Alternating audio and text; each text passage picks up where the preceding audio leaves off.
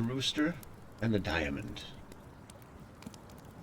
A hungry rooster was scratching on a dunghill for grains of fruit and found a diamond. Discouraged, he pushed it aside and exclaimed, "What good is a precious stone to a hungry man?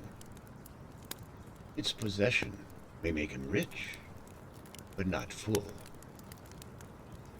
How gladly would I give this treasure for but a few grains of barley."